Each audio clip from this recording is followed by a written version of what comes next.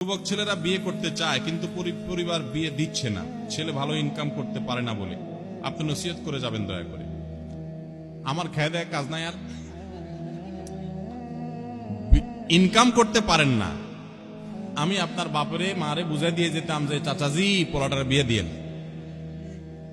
Income করতে যখন পারেন না, নিজেও বাপের হোটেলে খান, আমি এবার আপনার বাপরে বুঝাই দিয়ে যায়, নসিহত করে দিয়ে যায় যে একটা বৌমা নিয়ে আসেন, অত বসে বসে খায়, এবার আরেকজন মাই একটাই না হিরো আপনি বসে বসে খাওয়ান। এই অযৌক্তিক কথা আমি কেন বলতে যাব? নবী সাল্লাল্লাহু আলাইহি সাল্লাম বলেছেন, মান ইয়া মাশারাশ শাবাব মান ইসতাতাআ মিনকুমুল বাআতা ফালিয়াতাযাওয়াজ। ও যুবকরা, যাদের বোর ডাল ভাত জোগাড় করার ব্যবস্থা আছে তারা বিয়ে করো, যাদের সেই জোগাড় করার ব্যবস্থা নাই তারা, রাসূল বলেন না যে হুজুরের কাছে চিঠি লেখা দাও, রাসূল সাল্লাল্লাহু আলাইহি ওয়াসাল্লাম বলেন তারা রোজা রাখো। কি করবে? নফল রোজা রাখবে তাদের চরিত্র হেফাজতের জন্য। বুঝে আসছে কথা?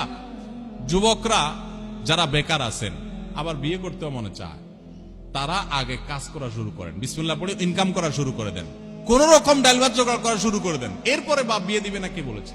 আমি তো প্রায় বলি যে ইনকাম যখন করা ধরবেন ভালো করে সিরিয়াসলি যখন ইনকাম করা শুরু করবেন, আপনার বাপ বিয়ে দেওয়া লাগবে না, মেয়ের বাপরা সোলাই টোলাই নিয়ে যাবে।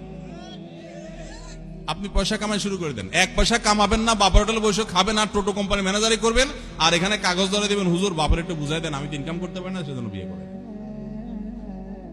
যাই হোক, আল্লাহ তাআলা যুবকদের এই কষ্টগুলো দূর করে দেন, মুরব্বীদের দিলগুলাকে গালায় দেন, আর যুবকদেরকে আল্লাহ তাআলা কর্মমুখী হওয়ার তৌফিক দান করুন।